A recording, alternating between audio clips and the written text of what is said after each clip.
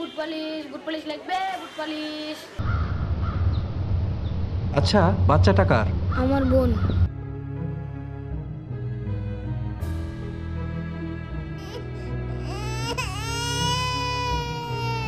সে একটা ছোট বাচ্চা কুড়িয়ে পেয়েছে।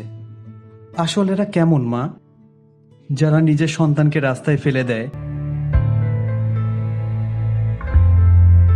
12 বছরের শিশু যদি আরেকটি শিশুর দায়িত্ব নিতে পারে, তাহলে আমি কেন ওই শিশুর দায়িত্ব নিতে পারবো না?